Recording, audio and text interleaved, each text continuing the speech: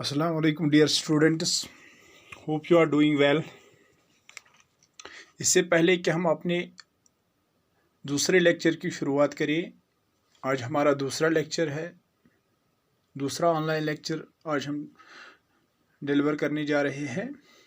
उससे पहले मैं आपको कुछ बातें बोलना ज़रूरी समझता हूँ। पहली बात जो ऑलरेडी मैंने फर्स्ट लेक्चर में आपसे की थी वो ये है कि जब आप लेक्चर डाउनलोड करोगे, जब आपके पास ये लेक्चर पहुंचेगा, आप लेक्चर डाउनलोड करोगे तो क्या करना है आपको कि पेन और कॉपी सामने रखनी है, ताकि जो जो पॉइंट्स मैं यहाँ पे आपको बोलूँगा आप वो नोट डाउन करके रखोगे, जो आपको बाद में काम आएगा, रिवाइज करने के काम आएगा। ठीक है। नंबर 2 वो यह है कि ये लेक्चर्स जो हम आप लोगों को प्रोवाइड करते हैं, ऑनलाइन लेक्चर्स यूट्यूब के ज़रिए, व्हाट्सएप के ज़रिए, तो आप क्या है कि इसमें कोई रेस्ट्रिक्टेड प्राइवेसी नहीं है, कोई सिक्योरिटी प्राइवेसी नहीं है, ये ओपन है सबके लिए। It is open for all, कोई इनर आउटर का कंसेप्ट नहीं है। ठीक है बेटा। नंबर 3 वो यह है कि चूँकि आपको पता है कि 2G स्पीड है, बड़े लेक्चर्स, लेंथी लेक्चर्स अपलोड करना नामुमकिन सी बात है, इसलिए हमने अब शॉर्ट लेक्चर्स का सहारा लिया है। अब हम शॉर्ट लेक्चर्स 20-25 मिनट के लेक्चर्स ही सिर्फ कर पा रहे हैं, ताकि वो आराम से अपलोड भी हो जाएंगे और आपके पास पहुंच भी जाएंगे। ठीक है बेटा, इसलिए आपको ये चीज़ें बियर करनी है हमारे साथ। तो आज हम लेक्चर नंबर 2 की शुरुआत कर रहे हैं। लेक्चर नंबर 2 जो आज हमारा है that is about the renal tubule. तो लेक्चर फर्स्ट में मैंने आपको नेफ्रॉन के बारे में पढ़ाया था, नेफ्रॉन का कंसेप्ट हमने पढ़ा था, फिर नेफ्रॉन के बेसिक स्ट्रक्चर पे आए थे हम। तो नेफ्रॉन में मैंने आपको क्या बोला था बेटा कि इसमें 2 पार्ट्स पाए जाते हैं। A nephron consists of 2 main parts. A nephron consists of 2 main components. आपको याद होगा। नंबर 1 मैंने आपको बोला था जिसको हम रिनल कॉर्पसल कहते हैं। पहला पार्ट जो है किसका, नेफ्रॉन का, जिसको हम मालफिजन कॉर्पसल या रिनल कॉर्पसल कहते हैं। क्या छस वनान, मालफिजन कॉर्पसल या छस वनान गोबर क्या, रिनल कॉर्पसल। ठीक है बेटा, वो पहला पार्ट था किसका, नेफ्रॉन का।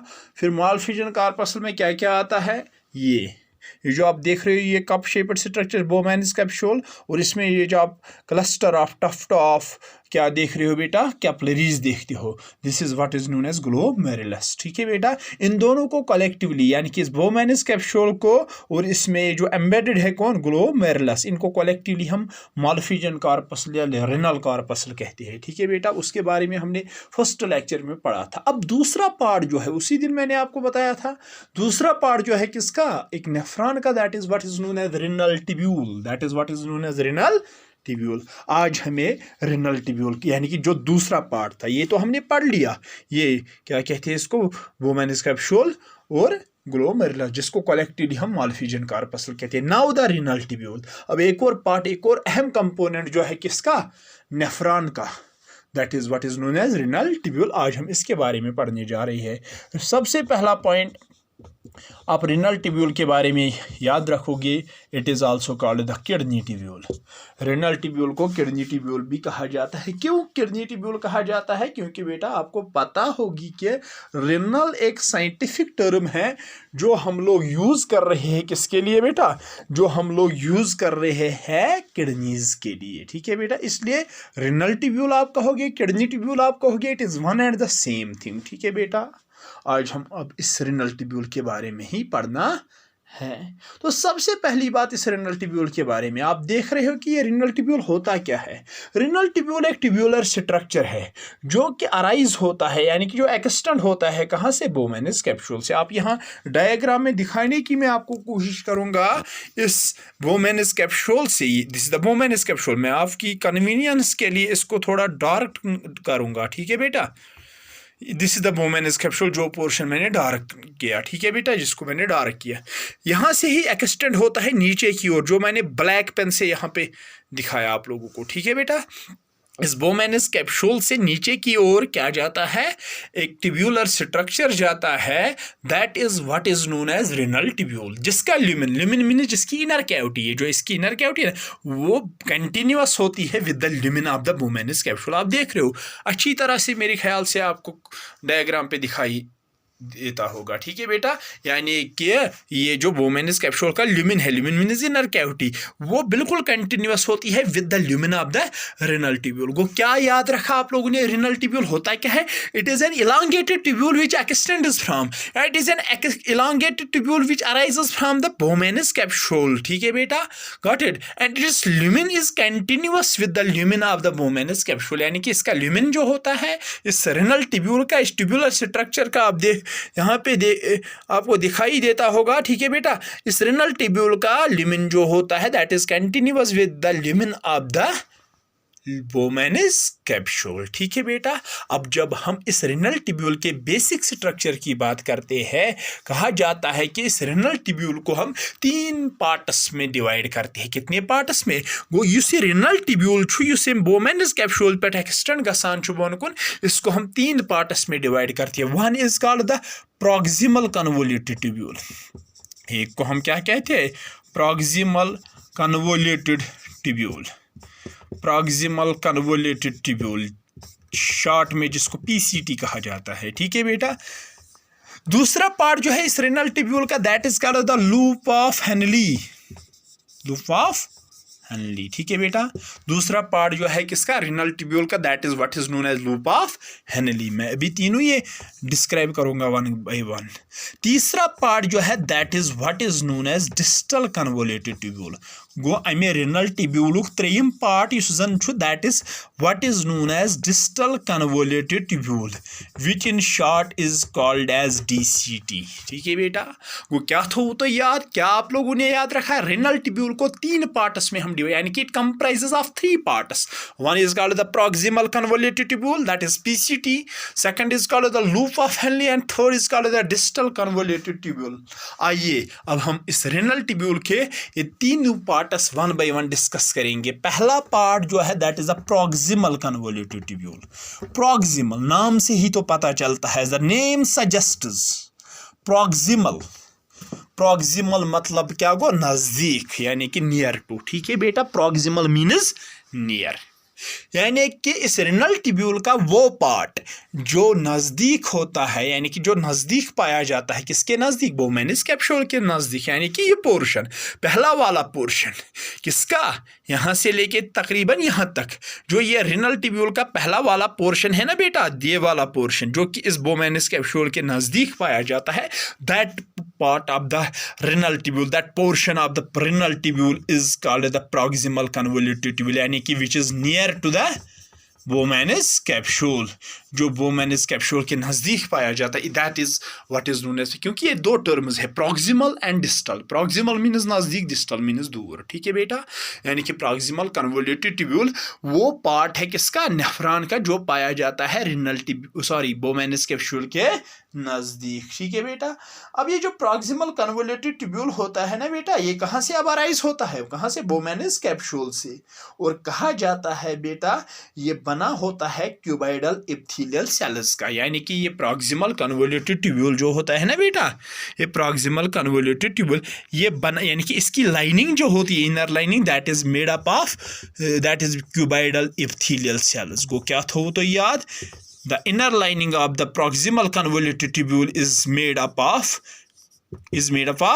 cuboidal epithelial cells। ठीक है बेटा, वो proximal convoluted tubule का पहला पार्ट जो है that is made up of, पहला पार्ट यानी कि प्रॉक्सिमल कन्वोल्यूटेड ट्यूब्यूल जो है रेनल ट्यूब्यूल का पहला part, that is made up of cuboidal epithelial cells. और इसके अलावा इसकी इनर लाइनिंग में स्मॉल फिंगर लाइक प्रोजेक्शंस पाई जाती है। यहाँ पे मैं दिखाने की कोशिश करूंगा। ठीक है बेटा, स्मॉल फिंगर लाइक प्रोजेक्शंस इसमें पाई जाती है इसकी इनर लाइनिंग में।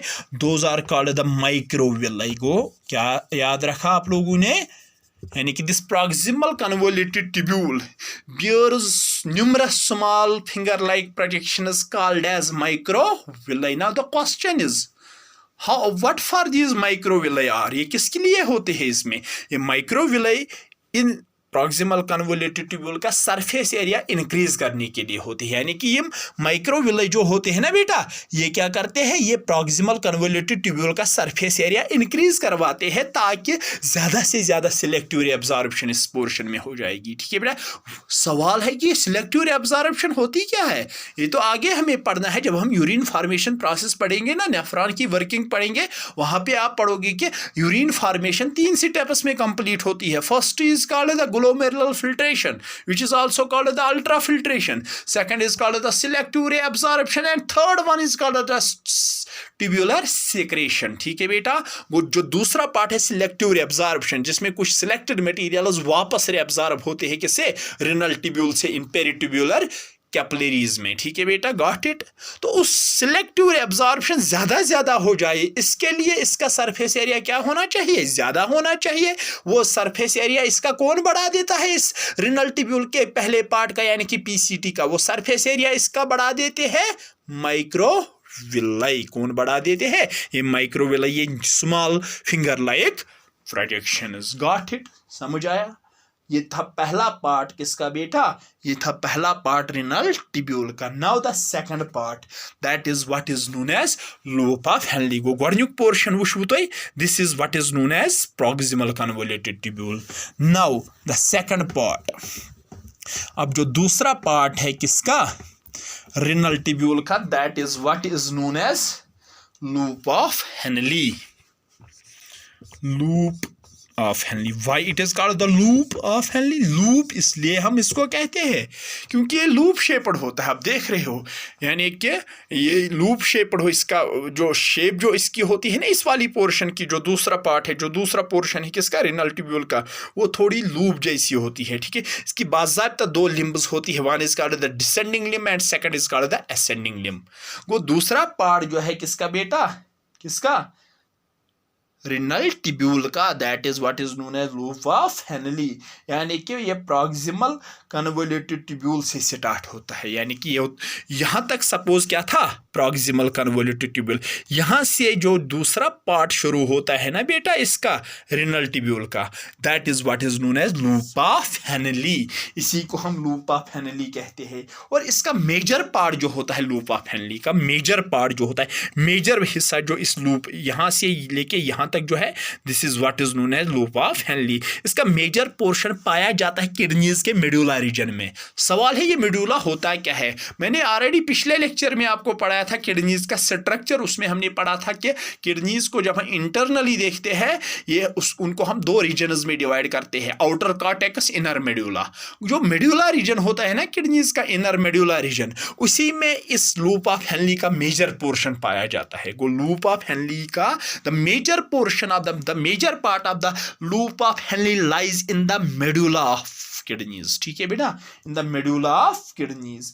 अब ये जो क्या कहते हैं इसको बेटा, loop of Henle, it has been divided into, यानी कि ऐसा हम कहेंगे कि यानी कि it comprises of 2 limbs, it comprises of 2 limbs, it comprises of 2 parts. एक वो पार्ट जो ऊपर से नीचे की ओर आता है, यानी कि यहाँ से सपोज यहाँ पे टर्मिनेट हुआ था ना, कौन सा पार्ट, कौन सा portion, that is the PCT.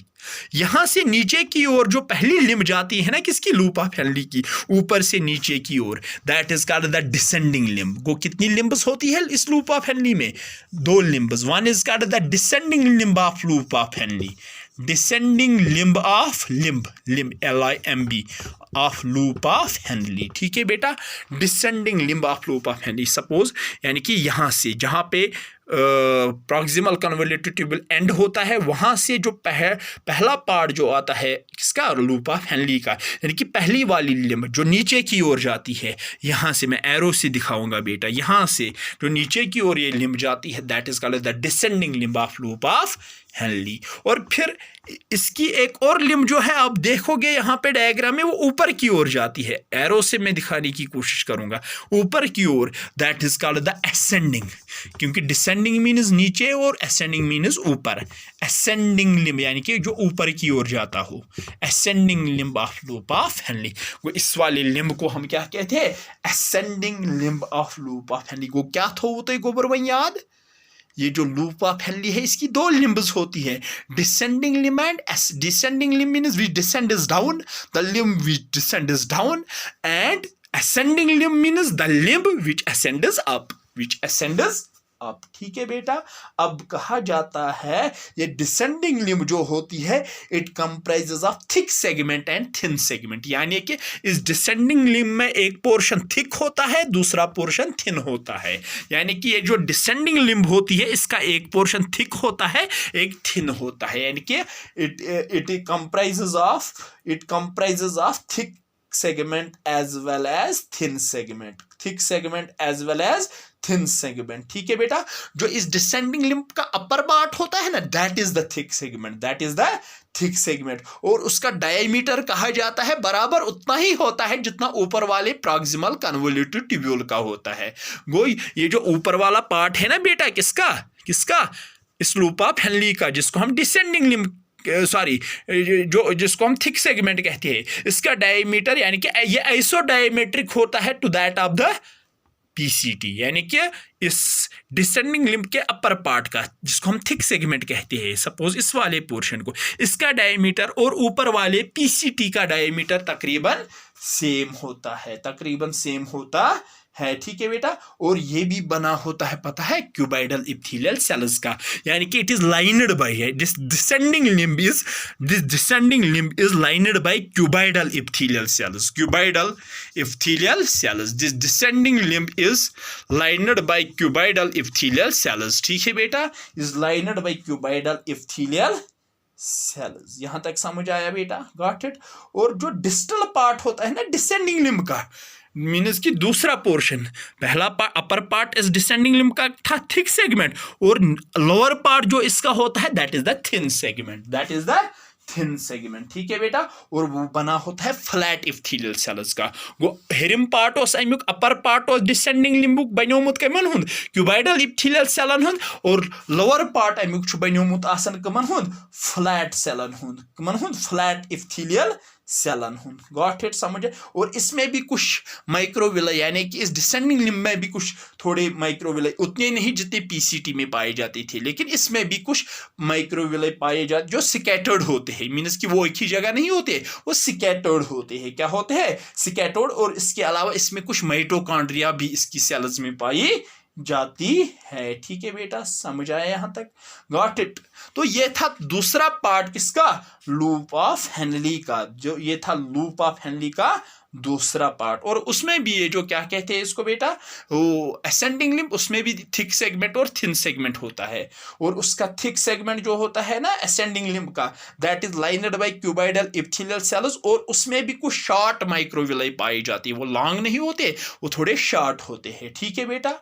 और इसकी सेल्स में, यानी कि असेंडिंग लिम्ब जिन सेल्स के बने होते हैं जिनको हम क्यूबाइडल इप्थेलियल, उसमें न्यूमरस माइटोकॉन्ड्रिया पाई जाती है, बहुत सारे माइटोकॉन्ड्रिया पाए जाते हैं। ये था दूसरा पार्ट किसका? रिनल ट्यूब्यूल का, that is what is known as loop of Henley. Means यानी कि यहां से पीसीटी जहां पे एंड होता है, यहां से लेके यहां तक, मैं यहां पे इसको टर्मिनेट करने की कोशिश करूंगा, यहां तक जो पोर्शन है this is what is known as loop of Henle, जिसकी एक डिसेंडिंग लिम्ब होती है विच डिसेंड्स डाउन, और ascending limb which ascends up. Got it. ये था दूसरा पार्ट किसका? रिनल ट्यूब्यूल का। Now the third part of the renal tubule is what is known as distal convoluted tubule. Third part जो होता है ना बेटा किसका? रिनल ट्यूब्यूल का, that is what is known as distal. Distal means दूर, यानी कि ये दो एंटीगोना अपोजिट टर्म्स है। प्रॉक्सिमल मीन्स नजदीक, डिस्टल मीन्स दूर। Convoluted tubule, DCT, distal convoluted tubule, यानी कि डीसीटी। समझ आया बेटा यहां तक? Distal convoluted tubule. अब है यह है कि जो क्या कहते हैं इसको बेटा, जो लास्ट सेगमेंट है ना बेटा लूप ऑफ हेनली का, जो कि थिक सेगमेंट होता है इसका, वही ओपन होता है किसमें? डिस्टल कन्वोल्यूटेड ट्यूब्यूल में। यानी कि ये जो यहाँ पे टर्मिनेट हुआ था ना, यहाँ पे खत्म हुआ था कौन? Loop of Henley. ये इसका थिक सेगमेंट था, यही से शुरू होता है। फिर क्या यहाँ पे सपोज ये असेंडिंग लिम्ब खत्म हो गई, असेंडिंग लिम्ब का थिक सेगमेंट खत्म हो गया, यहाँ से फिर नीचे शुरू होता है एक और पार्ट किसका, रिनल ट्यूब्यूल का, that is called the distal. Now the question is why that is called distal convoluted tubule, क्योंकि यहाँ डायग्राम में आप देखोगे ये वाला पोर्शन इस बोमेनस कैप्सूल से दूर है ना, ग्लोमेरुलस से दूर है ना, इसीलिए हम इसको डिस्टल कन्वोल्यूटेड ट्यूब्यूल कहते हैं। यही वजह है कि that is called the distal convoluted tubule. ठीक है बेटा, और ये भी, ये जो डिस्टल कन्वोल्यूटेड ट्यूब्यूल है ये बना होता है, यानी कि इसकी इनर लाइनिंग जो बनी होती है वो किसकी बनी होती है, क्यूबाइडल इप्थीलियल सेल्स की। इसकी inner lining, distal convoluted tubule की इनर लाइनिंग जो होती है वो बनी होती है किसकी बेटा, क्यूबाइडल इप्थीलियल सेल्स की, और उसमें भी कुछ माइक्रोविलाई पाए जाते हैं। ठीक है बेटा, कुछ इरेगुलरली स्पेस्ड माइक्रोविलाई पाए जाते हैं, मींस कि जिनका कोई खास पैटर्न नहीं होता है। ठीक है बेटा, गॉट इट, किसमें, डिस्टल कन्वोल्यूटेड ट्यूब्यूल में। अब ये जो डिस्टल कन्वोल्यूटेड ट्यूब्यूल होता है ना बेटा, इसका टर्मिनल पार्ट याद रखना बेटा। सपोज यहां से डिस्टल कन्वोल्यूटेड ट्यूब्यूल शुरू हुआ था, इसका terminal part means and part, वो थोड़ा स्ट्रेट होता है। क्या होता है बेटा, स्ट्रेट होता है, और उसको हम जंक्शनल ट्यूब्यूल या कनेक्टिंग ट्यूब्यूल कहते हैं। क्या, सपोज यहां पे ये टर्मिनेट होता है, कौन, यहां से शुरू हुआ था क्या, डिस्टल कन्वोल्यूटेड ट्यूब्यूल, यहां पे टर्मिनेट होता है। ये एंड पोर्शन जो इसका होता है ना बेटा, एंड वाला पोर्शन मींस कि इसका टर्मिनल पार्ट जो होता है ना वो थोड़ा स्ट्रेट होता है। क्या होता है, straight, and that is what is known as junctional tubule. याद रखना बेटा, क्या याद रखोगे आप लोग, कि the end part, the terminal part of the distal convoluted tubule is somewhat straight and is known as junctional tubule। क्या, जंक्शनल ट्यूब्यूल, या दूसरा नाम भी हम उसको देते हैं, that is the connecting tubule. वो क्या याद रखा आप लोगों ने बेटा, the end part, the terminal part of the distal convoluted tubule means the last part of the renal tubule, ये जो कि इस बोमेनस कैप्सूल से दूर लोकेटेड है। ठीक है बेटा, इसका एंड पार्ट इस डिस्टल कन्वोल्यूटेड ट्यूब्यूल जो कि क्यूबाइडल इप्थीलियल सेल्स का, जिसमें कुछ इरेगुलरली स्पेस्ड माइक्रोविलाई भी पाई जाती है, मींस कि जिनका कोई खास पैटर्न, कोई अरेंजमेंट नहीं होता है। ठीक है बेटा, इसका एंड पार्ट जो होता है that is somewhat straight and is known as junctional tubule या कनेक्टिंग ट्यूब्यूल। जंक्शनल ट्यूब्यूल या हम उसको क्या कहते हैं बेटा, कनेक्टिंग ट्यूब्यूल कहते हैं। अब ये जो डिस्टल कन्वोल्यूटेड ट्यूब्यूल खत्म हो गया, अब इसके बाद आप याद क्या रखोगे बेटा, अब ये distal convoluted tubule it joins with the, यानी कि इट लीड्स इनटू, किसमें, इट लीड्स इनटू, शाबाश, इट लीड्स इनटू, यानी कि ये जो डिस्टल कन्वोल्यूटेड ट्यूब्यूल होता है इट लीड्स इनटू, यानी कि it joins with the collecting duct which is lined by cuboidal और कोल्यूमिनर इप्थीलियल सेल्स। यानी कि ये किसके साथ ज्वाइन होता है, फिर यहाँ पे टर्मिनेट हो गया। अब क्या बेटा, डिस्टल कन्वोल्यूटेड, अब डिस्टल कन्वोल्यूटेड ट्यूब्यूल किसके साथ कनेक्ट हुआ, किसके साथ ज्वाइन हुआ, कलेक्टिंग डक्ट के साथ, एक डक्ट के साथ जिसको हम कलेक्टिंग डक्ट कहते हैं, जिसको हम कलेक्टिंग डक्ट कहते हैं, जो कि क्यूबाइडल इप्थीलियल सेल्स या कोल्यूमिनर इप्थीलियल सेल्स, जिसमें भी कुछ माइक्रोविलाई पाए जाते हैं। फिर क्या होता है बेटा, अब बहुत सारे नेफ्रॉन्स के डिस्टल कन्वोल्यूटेड ट्यूब्यूल्स जो होते हैं ना बेटा, वो एक, यानी कि बहुत सारे डिस्टल नेफ्रॉन्स के डिस्टल कन्वोल्यूटेड ट्यूब्यूल्स ओपन होते हैं एक बड़े डक्ट में, जिसको हम कलेक्टिंग डक्ट कहते हैं। मींस कि कलेक्टिंग डक्ट बहुत सारे, ये मैंने अब यहाँ पे एक ही दिखाया बेटा, अब ऐसे ही बहुत सारे नेफ्रॉन्स होते हैं, मिलियंस ऑफ नेफ्रॉन्स होते हैं, मिलियंस ऑफ नेफ्रॉन्स के डिस्टल कन्वोल्यूटेड ट्यूब्यूल्स, मैं नहीं कहूँगा सारे के, बल्कि बहुत सारे, मतलब नेफ्रॉन्स के ये जो डिस्टल कन्वोल्यूटेड ट्यूब्यूल्स होते हैं वो ओपन होते हैं। सपोज यहाँ से एक नेफ्रॉन का ये आ रहा है क्या, डिस्टल कन्वोल्यूटेड ट्यूब्यूल, यहाँ से एक और का आ रहा है, यहाँ से एक और आ रहा है, ये ओपन होते हैं किसमें, ये ज्वाइन होते हैं एक डक्ट के साथ जिसको हम कलेक्टिंग डक्ट कहते हैं। उसी को हम क्या कहते हैं बेटा, कलेक्टिंग डक्ट कहते हैं। फिर क्या होता है बेटा, अब बहुत सारे कलेक्टिंग डक्ट, अब चूंकि कलेक्टिंग डक्ट एक मत बनता है, सारे मिलियंस ऑफ नेफ्रॉन्स एक ही कलेक्टिंग डक्ट नहीं बनाते, बल्कि सपोज कुछ 1000 मतलब ये नेफ्रॉन्स जो है एक एक कलेक्टिंग डक्ट के साथ, यानी कि कुछ 1000 नेफ्रॉन्स के, ये क्या कहते हैं इसको बेटा, हम डिस्टल कन्वोल्यूटेड ट्यूब्यूल्स एक एक कलेक्टिंग डक्ट के साथ ज्वाइन होते हैं। ठीक है बेटा, और फिर बहुत सारे कलेक्टिंग डक्ट्स, अब एक कलेक्टिंग डक्ट ये है, एक कलेक्टिंग डक्ट ये है, एक कलेक्टिंग डक्ट डक्ट हो ये है, ये फिर एक कॉमन डक्ट के साथ कनेक्ट होते हैं, that is called the duct of Bellini. उसको हम क्या कहते हैं, यानी कि अब बहुत सारे कलेक्टिंग डक्ट्स जो है एक ही कॉमन डक्ट के साथ कनेक्ट होते हैं, that is called the duct of Bellini. उसको हम क्या कहते हैं बेटा, duct of Bellini, duct of Bellini. फिर डक्ट ऑफ बेलिनी जो होता है that runs through the renal papilla, renal papilla जो किडनी का यानी कि रिनल पेल्विस से फिर हिलम से फिर वो बाहर निकलता है और कनेक्ट होता है किसके साथ, यूरेटर के साथ, जो कि एक्सक्रीटरी सिस्टम का एक पार्ट है। फिर इन किडनी से यानी कि इन नेफ्रॉन्स के वो जो ये वो डक्ट ऑफ बेलिनी बनाते हैं, ये फिर पास होते हैं थ्रू रिनल पेपली और कनेक्ट होते हैं अल्टीमेटली किसके साथ, यूरेटर के साथ, किसके साथ, यूरेटर के साथ। ठीक है बेटा, ये था एक और पार्ट किसका, नेफ्रॉन का, that is what is known as renal tubule. और ये थे रिनल ट्यूब्यूल के डिफरेंट पार्ट्स। और अल्टीमेटली रिनल ट्यूब्यूल का लास्ट पार्ट जो है that is DCT, that leads into collecting duct and many collecting ducts join to form a common duct that is called as duct of Bellini. और duct of Bellini फिर renal papilla से pass होके किस के साथ ultimately connect होते हैं, ureter के साथ अल्टीमेटली कनेक्ट होते हैं। ठीक है बेटा, अब सवाल है इसकी फंक्शनिंग, वर्किंग नेफ्रॉन की। लेकिन इससे पहले कि मैं आपको working of nephron next lecture में पढ़ाऊं, आपने यहाँ देखा कि रिनल आर्टरी, परसों मैंने लेक्चर में बताया रिनल आर्टरी से क्या आता है, इम्प्योर ब्लड आता है।